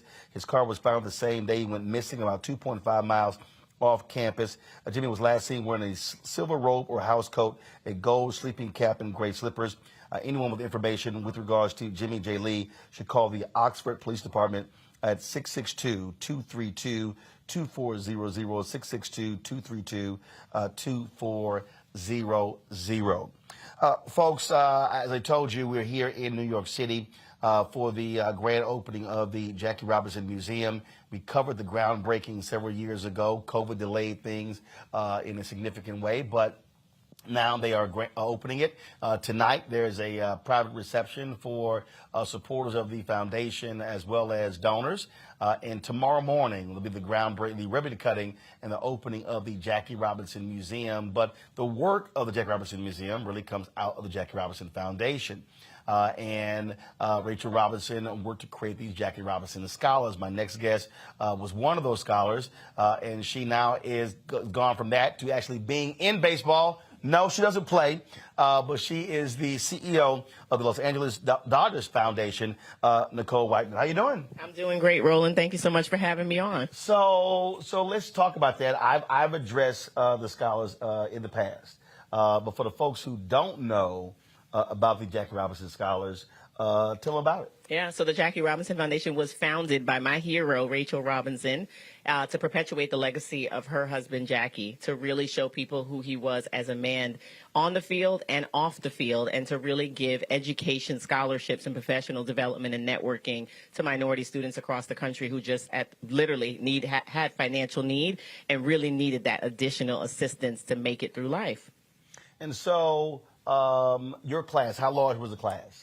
Oh, my goodness. We probably had about 150 scholars, very different from the larger classes today, thanks to the generous donors out there. Mm-hmm. Yes. And what did y'all do? You know what? So when I got the scholarship, it gave me the chance to go to Spelman. I tell people all the time, had I not received the Jackie Robinson scholarship, college was in question. But what tremendous opportunity came with that. I don't think that any scholarship recipient receives the scholarship understanding that is so much more than a check. It's a check. It's a New York annual summit. It's an opportunity to come and meet all the scholars from across the country, to network with your peers, but also to meet people you would never have interacted with, whether it be at the annual dinner, whether it be in conferences and panels, and as part of so many opportunities where there are corporate individuals and so much more. It's an opportunity, frankly, to just expose yourself to the things that you might not have known, the things that your family might not have taught you as you were coming up. And so it just opened my world, you know, it opened my network. And I think it still continues to do that for so many scholars today. And I'm just so proud to be an alum. So how did you go from that to being in baseball with the Dodgers Foundation? Yeah, believe it or not, my scholarship sponsor was J.P. Morgan Chase. I went into finance because they offered me a full-time job out of Spelman. Went into finance, did that for a little while. I went into publishing. I worked for Essence Magazine, for Black Enterprise Magazine, loved sponsorship, marketing, and advertising. And I moved to Los Angeles while working for Black Enterprise Magazine. And I met Della Britton Baeza, the president and CEO of the Jackie Robinson Foundation. And she asked me to come and work for them as they were opening up an LA office. So I joined the LA office team. I eventually became the VP Western Region Officer for the Jackie Robinson Foundation, which was my foray into philanthropy. And I always say I got this doctoral degree in nonprofit management working for the Jackie Robinson Foundation. Just a full circle of events, having been a former scholar and then working full-time for the organization and still learning and still growing and still being nurtured by the foundation and the family.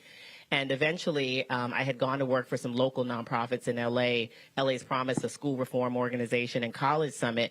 And I got a call one day from the Dodgers, and I was at the stadium, and they all said to me, why haven't you applied to be the executive director of the Dodgers Foundation? And so I like to say I was... You're like, really? I said, I did. First of all, I said I didn't know you had a foundation, and I didn't even know that position existed. And so I learned a lot. In the next 2 weeks, I interviewed with Magic Johnson, Mark Walter, the entire ownership group of the Dodgers, and I got the job. And I like to say to this day, I was drafted by the Los Angeles Dodgers to be the CEO of the foundation. Now, were you a baseball fan before? So a sports fan for sure. Interestingly enough, I was born in Brooklyn, New York, raised here in Manhattan. I had been in L.A. then, maybe about 10 years thus far. So I hadn't necessarily been cheering for the Dodgers, but let me tell you, I cheer really loudly right now. That would have got to be a little bit different to be a New York native and now working for the Dodgers. So you know what? Jackie Robinson makes that okay. Jackie played in Brooklyn, right? And Jackie played for the Dodgers. So I think it's a lot easier of a transition than a whole lot of other cities. Okay, that's true. In the last week, of course, the All-Star game was in Los Angeles. That was his big tribute to Jackie Robinson. Denzel Washington actually opened it up. Y'all can go to that video, please. And this is someone who is still being honored in a significant way by Major League Baseball for his accomplishments. Yeah, 75th anniversary of Jackie breaking the color barrier. This is a tremendous year to be opening up the museum. An amazing year for Rachel to be turning 100. There's a lot of amazingness happening in the spirit of Jackie's legacy, particularly this year. And at the Dodgers and with the Dodgers Foundation, we celebrate Jackie all the time. Mm-hmm. It's Jackie's team. At the end of the day, we really we carry that, you know, with a lot of pride, and we make sure that not just Jackie Robinson Day, but throughout the year, we're implementing Jackie's legacy in a lot of what we do. Talk about that in terms of the impact, because this is someone who brought a significant number of people, African Americans, to watch Major League Baseball. Frankly, African Americans were watching Negro Leagues. There are those who also talk about the fact that, unfortunately, by so many Negro League players leaving, that destroyed the Negro Leagues. And Major League Baseball also has had to try to rectify that by now including those records and not with an asterisk next to it, in an appreciation of what the Negro League players did for baseball. Yeah, that was a major move, and it's such an important move. And taking that, removing the asterisk, and making sure that those men are noticed. And frankly celebrated just like every other Major League Baseball player, because they were the league. They were just a different league, but they were the league. And to your point, many of the players who went to the league at the time came from the Negro Leagues. I think we're doing a wonderful job in baseball celebrating the Negro League Museum and what Bob Kendrick is doing, and making sure that the legacy of these players lives on. I think more people today are learning. History is happening. A lot of the teams across the country are making sure that whether they have exhibits or they have opportunities or special days to promote the Negro Leagues and what happened and who came out of that. Some of that's happening, and it's amazing. But unfortunately, we're now, though, in a space. Look, I played baseball growing up in high school, but we're living in a space now where there are so few African Americans. What are y'all doing at the Los Angeles Dodgers Foundation, and what is Major League Baseball doing to really try to keep African Americans interested in this sport that also pays the biggest salaries? Yep. A lot of things. We're making sure, number one, that we have star players on the team who look like the young black boys and girls in the city of L.A., like a Mookie Betts or a David Price, who can speak up for the community and who themselves have said we need more black players and we need more black fans. We're making sure that we concentrate on the younger generation. In Los Angeles, we have a Dodgers Dream Team program, formerly Dodgers RBI, focused on ensuring that young black and brown youth have an opportunity to play baseball and softball completely free. We have 12,000 kids in the program at 88 different locations in Los Angeles, ensuring that you get all the equipment, all the uniforms, everything you need. Coaches are trained, quality coaches. We did an assessment 10 years ago when we found out that the reason why our young black boys and girls weren't playing baseball or softball, it's expensive. Yep. It's an expensive sport. It's very different from a basketball. It's very even different from football. It's and a now very you have the expensive traveling sport. teams. Now you have, which are essentially pro leagues. You have a lot of working families to go along with those traveling teams, so that can be a reason that a player doesn't play. Coaches. We know a lot of families where dad and mom could just jump right in and be coaches. In a lot of our communities, that's not the case. In a lot of our communities, we're afraid to coach. In a lot of our communities, we just need a little training and we need a little understanding, which is also why coaches training is tremendously big for us. It starts with the younger generation. We have to start, and we might not see some of these results for some time, but we have to get back to working on the young black boys and girls and showing them that baseball is an opportunity, softball is an opportunity. On the softball side, bringing Olympians like Natasha Watley out so people can see people who look like them. There's obviously a need for a lot more black players in the game. Undoubtedly, there is a need for a number of more black players in the game.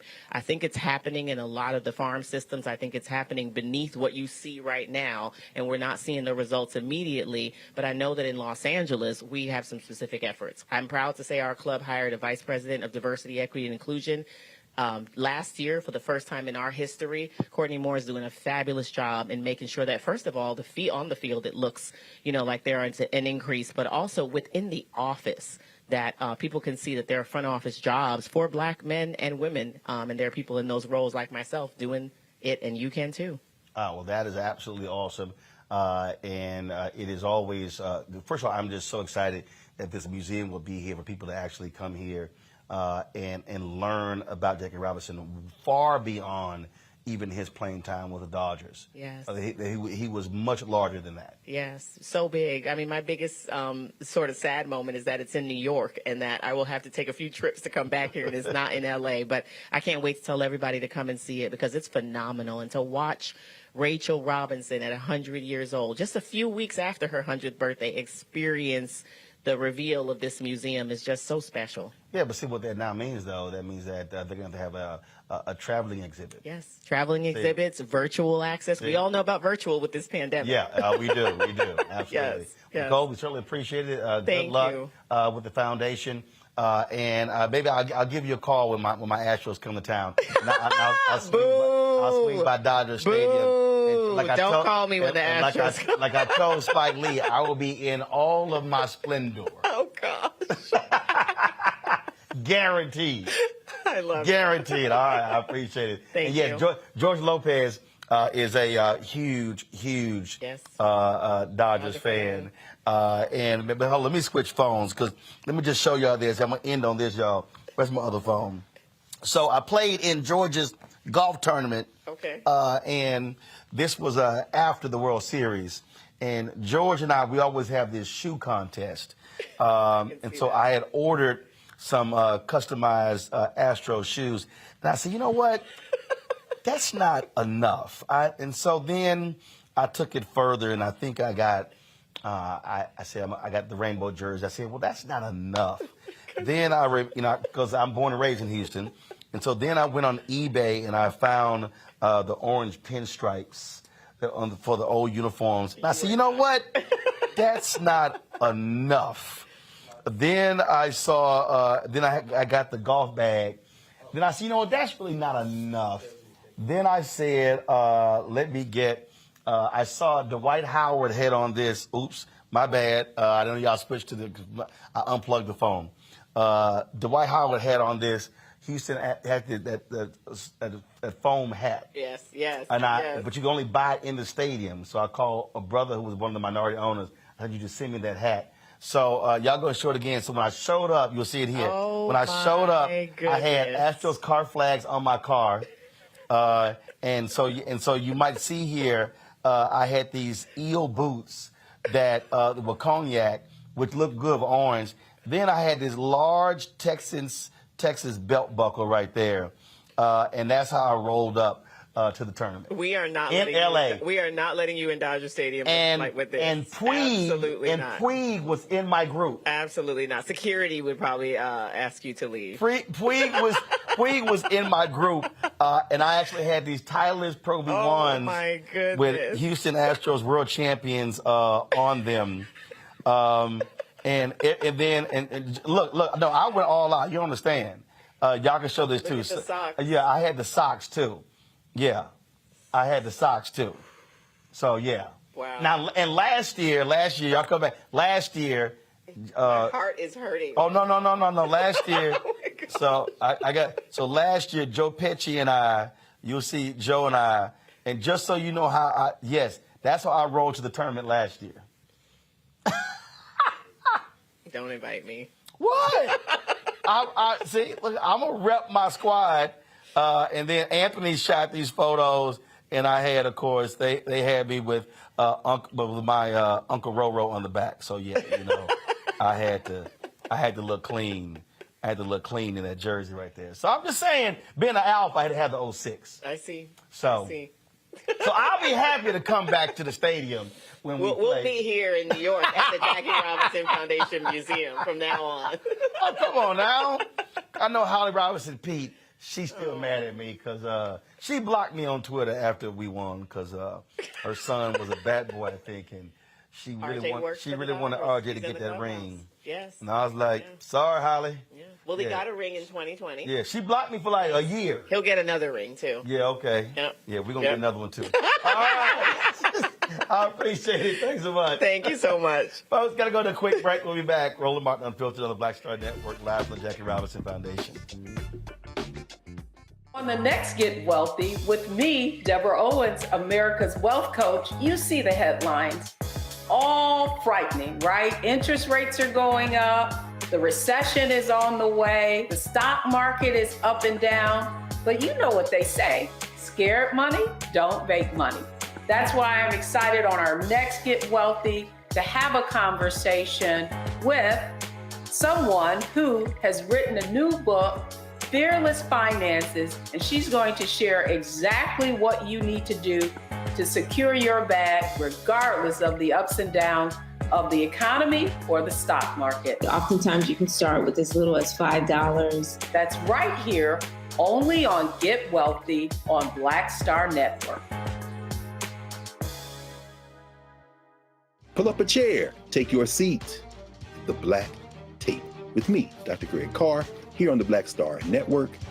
Every week, we'll take a deeper dive into the world we're living in.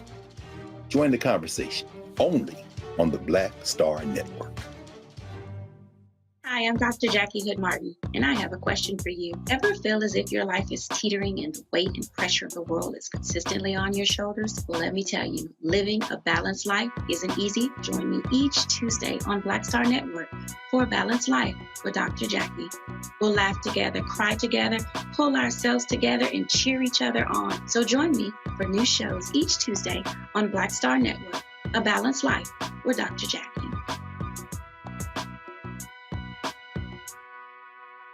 Sexy to me is the exact same feeling as running water, ever flowing. Water always finds a way to get through. And so when you know that you're sexy, there are no questions about it. It is an ever-flowing emotion. It is an ever-flowing feeling. Mm-hmm. When you question it, though, you stop the water.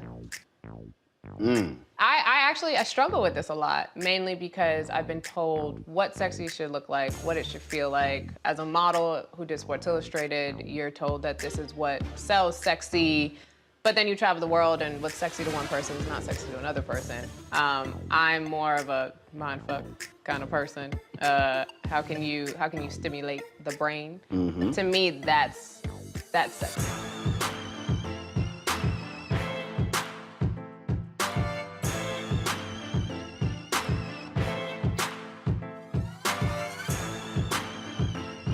How y'all doing? It's your favorite funny girl, Amanda Seals. Hi, I'm Anthony Brown from Anthony Brown and Group Therapy. What up, Lana Well, and you are watching Roland Martin Unfiltered.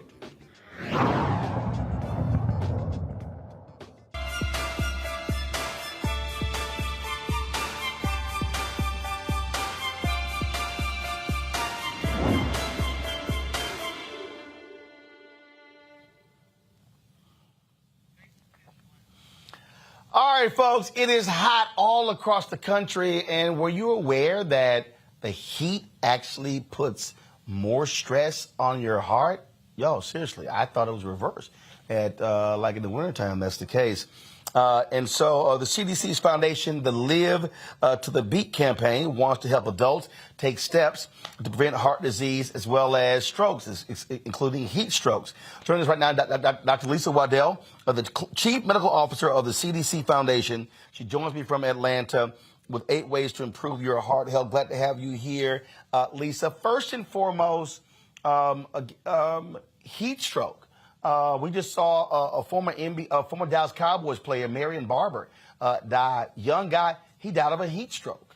One of my uncles actually was just hospitalized. I think he was released today because heat exhaustion. So, heat and heart, those two things can form a combustible combination.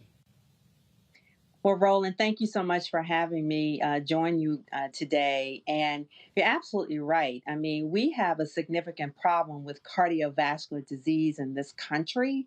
We've had this problem for a long time. And the heat epidemic, if you will, that we're experiencing all across this country with these rising temperatures is certainly a concern. Whenever you have these really high temperatures, it puts a stress on the heart. The heart is having to beat faster in order to cool our bodies. And so it's really important that whether you have a history of heart disease or not, that you are taking those efforts to keep yourself cool so that you don't experience heat exhaustion where you are at risk of then subsequently going on and having a heat stroke where your body temperature gets so high, you stop perspiring, you can get disoriented, and then you can subsequently, unfortunately, you can die if that is not taken care of right away.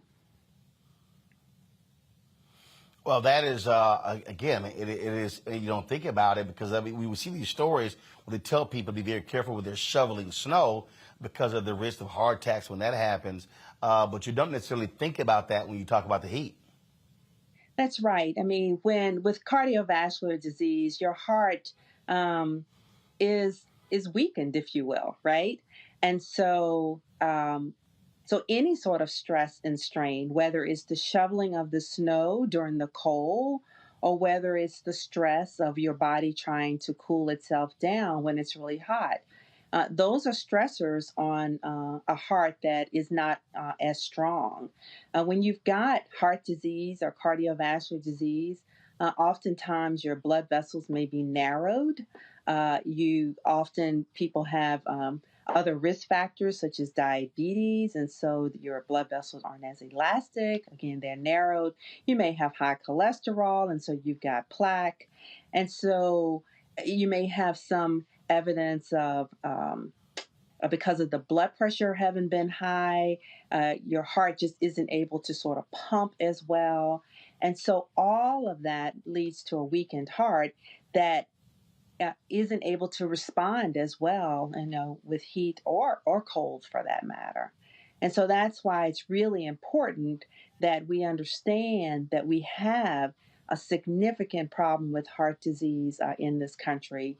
And while we were having some steady decline, What's happened now is over the last several years, that rate of decline of cardiovascular deaths has slowed down. And in fact, we're starting to see cardiovascular deaths or deaths from heart disease go up in a younger population between the ages of 25 and 64.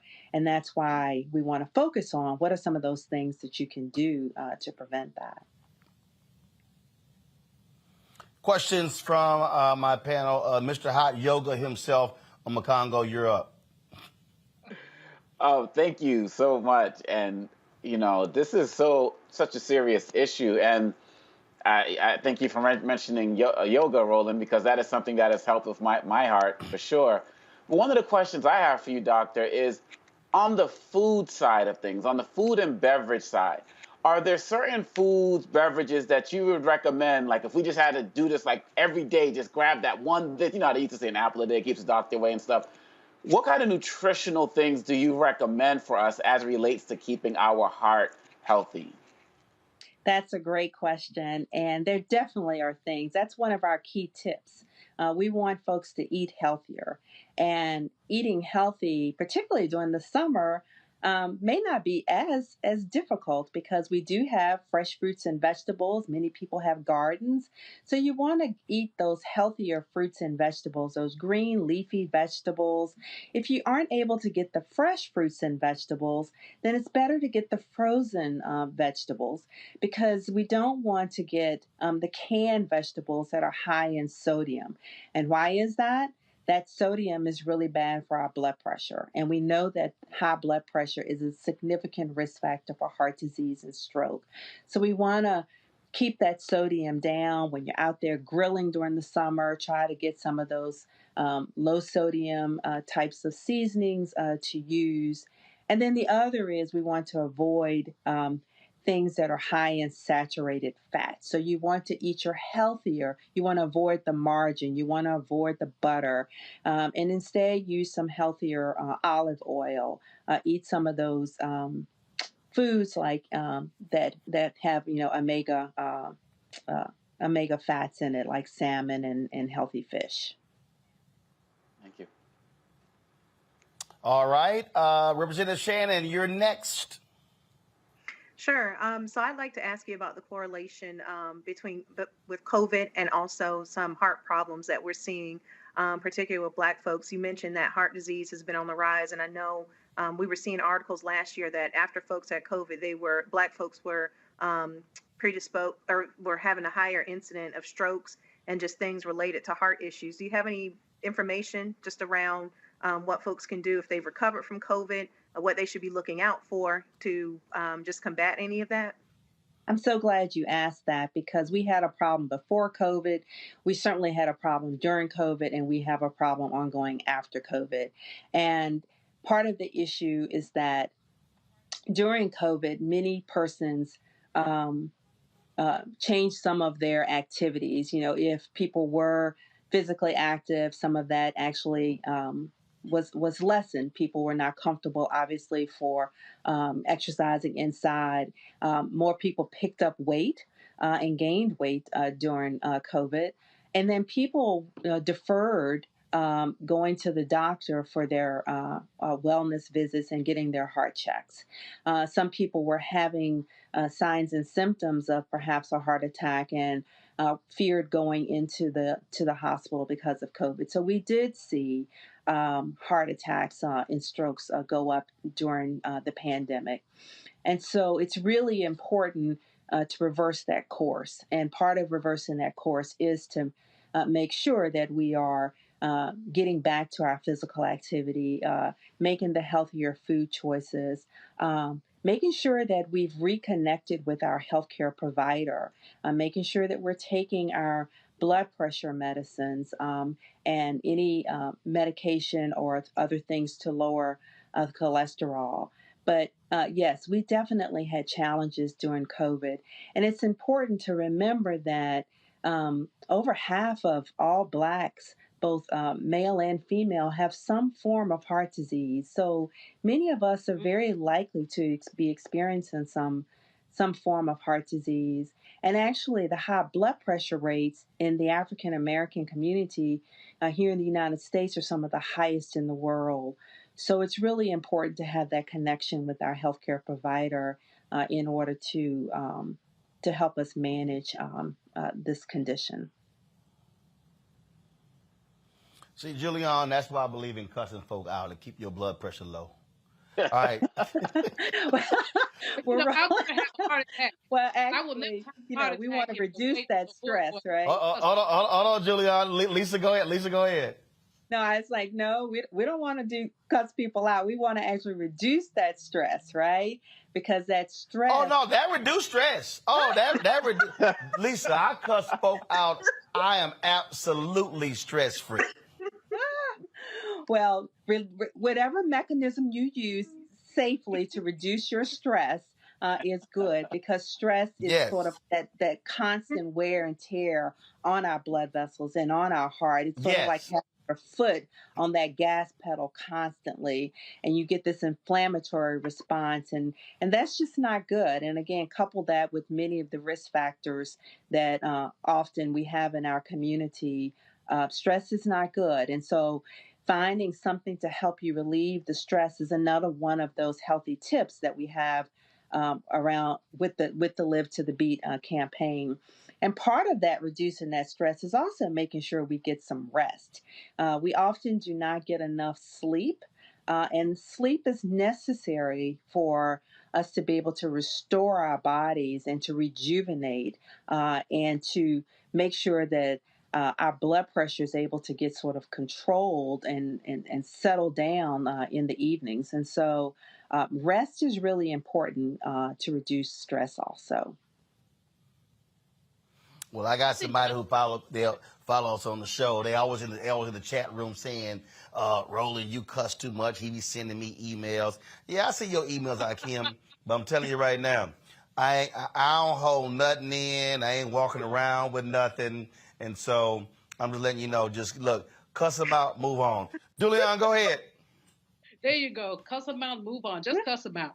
But sister, Black women, our awareness about breast cancer has increased, and we know that the incidence of breast cancer, we experience it differently, younger, et cetera.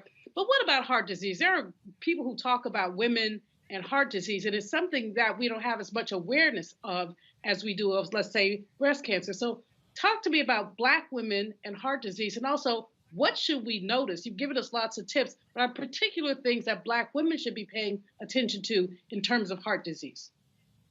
Great question, because often Black women may not recognize that we may be experiencing some form of heart disease. Often in women, the symptoms aren't some of the classic symptoms of feeling like an elephant is sitting on your chest with sudden shortness of breath and pain radiating down your arm or up into your jaw. Sometimes it's just, I'm just not feeling quite right. You may have a little bit of discomfort. You may feel more fatigue. But I think the thing we always tell women, and particularly Black women, is that we know our bodies. And if something is just not feeling right, then no one's going to generally know that better than you. And therefore, it's important to just express that and be firm about that something is just not right in order for you to get that EKG done or some of the blood work done. But certainly cardiovascular disease, again, is the leading cause of death and certainly is a significant cause of death for Black men and Black women, and therefore is something that we definitely need to pay attention to. And again, the things that we can do, what all of us can do, are again, just know your body, know yourself, pay attention to those small things, but also manage our blood pressure, manage our blood sugar. If you have diabetes, it's important to have that under control, lower your cholesterol. And then also, I think the physical activity is really important. And part of one of the tips in terms of Live to the Beat is that it doesn't have to be that you have to go out and exercise for an hour in a gym. But the small things, it could be 5 minutes a day, 10 minutes a day. Do what you can, and you will gradually build. If you find the things that you enjoy doing, if it's dancing, put on a couple songs and dance to the beat. Do a few knee lifts at the countertop. Do some counter push-ups. Keep some light weights near your desk and lift a few weights, just some arm weights each day. But doing some of those small things will eventually build up, and that can make a big difference. And then I haven't mentioned smoking, but that is a significant risk factor. And so anyone that is smoking simply just needs to quit. Oh, I agree with that. I'm allergic to smoke. I'm with you there 100%. Doc, where can people go to get more information if they're looking for stuff online? Well, if you want more information, I strongly encourage you to go to livetothebeat.org. That's LIVETOTHEBEAT. Livetothebeat.org.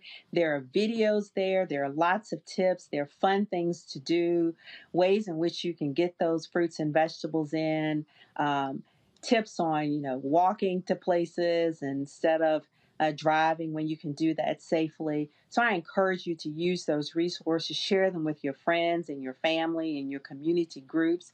And then if you just want to know more about the CDC Foundation and what we do, you can certainly go to the cdcfoundation.org.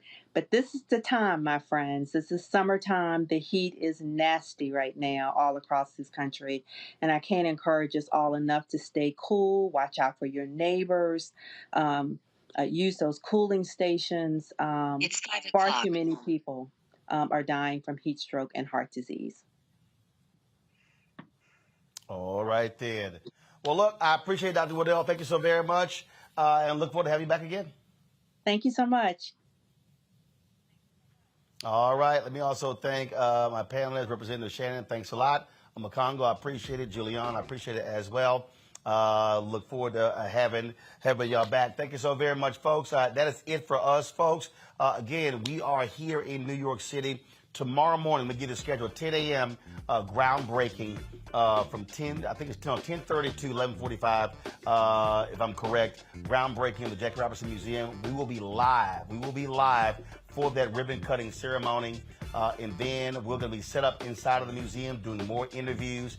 And then they have the opening party with live entertainment. Ray Chu is over that. We will be broadcasting that as well. So we look forward to that. And so we'll be live here from New York City. That's taking place on tomorrow. Now on Wednesday, there's the block party from 10 a.m. to give me Wednesday, y'all. Give me Wednesday. That's Tuesday. Thank you. Block party is 10 to 3 p.m. On Wednesday. And then there's a screening of the After Jackie film. There's a celebrity talk back. And so we will have a celebrity talk back live right here on Roland Martin Unfiltered. And then there's the gala dance party. Folks, this is a perfect example of why black-owned media is so important. When you hear me talking about this here, when you hear me imploring you to support us, to ignore the haters, that's why it matters. That's why it's important for you to share our YouTube videos, because we generate revenue. When our YouTube videos go up, when we hit 4, 5, 6, 7 million, I'll tell you right now, we can earn anywhere from $70,000 to $100,000 that month. That's why that's important. Those resources gives us the opportunity to travel this country, to cover more stores, to do more things. Yesterday, we were in New Jersey. A man, Wendell Haskins, who's a Hampton graduate, had his original T Golf Classic. He's been honoring African Americans in golf for more than 20 years. We live streamed the awards ceremony where they honored Alonzo Mourning. We'll have the video hopefully tomorrow showing you sights and sounds of the golf tournament. Again, y'all, there's no other media out there. There's no other black-owned media out there. And so what our goal is to give you all kind of facets of Black America. Those who play golf, folks who are doing community work, what's happening with Jackie Robinson Foundation. So your support matters. So first and foremost, by you downloading our Black Star Network app, by you telling a friend, nearly 2,000 folks watching on YouTube and Facebook right now. Imagine if each one of y'all told 2 people. That's right. We can easily add 4,000 or 6,000 new subs right there. So the Black Star Network app, Apple phone, Android phone, Apple TV, Android TV, Roku, Amazon Fire TV, Xbox One, Samsung Smart TV. And when you join our Bring the Funk fan club, again, our goal is to get 20,000 people on an annual basis, contribute $50 each. That's $4.19 a month, 13 cents a day. I can tell you there's a value. We don't charge a subscription fee because I don't believe that a lot of our people, they can't afford to pay $4.99 a month.